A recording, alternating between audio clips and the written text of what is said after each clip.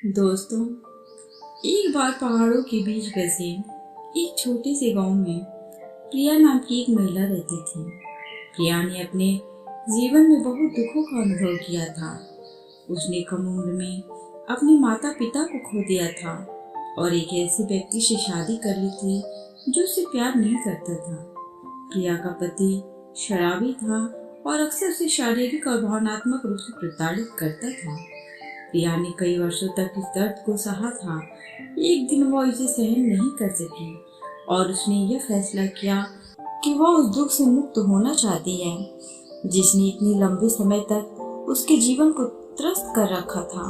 वह जानती थी कि अगर वह एक सुखी जीवन जीना चाहती है या स्वतंत्रता का अनुभव करना चाहती है तो उसे अपना घर छोड़ना होगा। इसलिए एक रात उसने अपना एक छोटा सा बैग पैक किया और घर से निकल गई। प्रिया ने अपने गहने भी रख लिए थे जिन्हें बेचकर वो अपने सफर में आगे बढ़ सकती थी। जब वह सुनसान सड़क पर चल रही थी तो उसे राहत का एहसास हुआ। लंबे समय में पहली बार उसे लगा कि उसका अपने जीवन पर नियंत्रण है।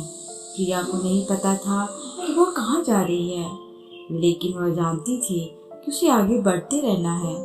दिन हफ्तों में बदल गए और प्रिया अपने घर से बेहद दूर आ चुकी थी। उसे रास्ते में कई बाधाओं का सामना करना पड़ा, लेकिन वह आगे बढ़ती गई।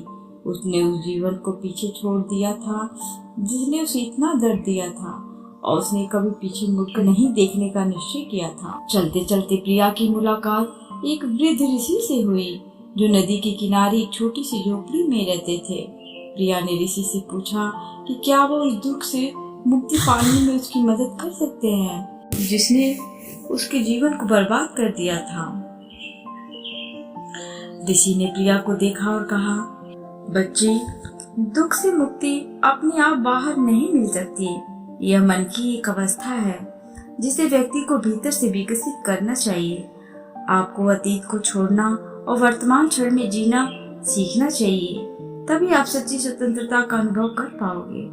प्रिया ने ऋषि की बातों को ध्यान से सुना और उसने महसूस किया कि वह बहुत लंबे समय से अपने अतीत को पकड़ी हुई थी, इसीलिए उसका दर्द कम नहीं हो पा रहा था। उसने ऋषि को धन्यवाद दिया और अपनी यात्रा जारी रखी। चलते चलते प्रिया ने ऋषि की शिक्षाओं का अभ्यास करना शुरू किया। उसने अतीत को जाने देना शुरू किया और वर्तमान क्षण पर ध्यान केंद्रित किया। फिर उसे जीवन की साधारण चीजों में भी खुशी मिलने लगी। प्रिया एक गांव से गुजर रही थी जहां पर पोस्टर लगे थे कि प्राइमरी स्कूल में शिक्षक की आवश्यकता है।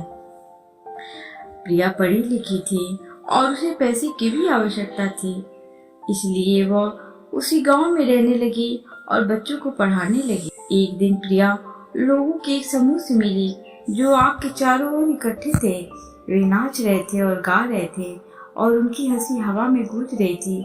प्रिया पहले तो इसमें शामिल होने से हिचकिचा रही थी, लेकिन उसके भीतर की आवाज उसे उस समूह में जाने और मजे करने के लिए कह रही थी। प्रिया ने समूह के साथ नृत्य किया और खूब हंसी। लंबे समय में पहली बार वह वास्तव में खुश महसूस कर रही थी। उसने महसूस किया कि खुशी कोई ऐसी चीज नहीं है जो खुद के बाहर पाई जा सकती है, बल्कि मन की एक अवस्था है जिसे व्यक्ति को भीतर से विकसित करना होता है। प्रिया को अब दुख से मुक्ति मिल गई थी। अब वो बच्चों को पढ़ाती और अपने अनुभव का उपयोग दूसरों को खुशी का रास्ता खोजने में मदद करने के लिए करती। दोस्तों, इस कहानी से हमें यह सीखने को मिलता है कि खुशी कोई ऐसी चीज नहीं है जो खुद के बाहर पाई जा सकती है, बल्कि मन की एक अवस्था है जिसे व्यक्ति को भीतर से विकसित करना होता है। दोस्तों, अगर आपको यह कहानी पसंद आई होगी और आपके लिए उपयोगी साबित हुई होगी तो इस कहानी को अपने दोस्तों के साथ अवश्य शेयर कीजिए। साथ ही साथ ऐसे जुड़े रहने के लिए हमारे चैनल को सब्सक्राइब और ऑडियो को लाइक करना ना भूलें। Thanks for watching.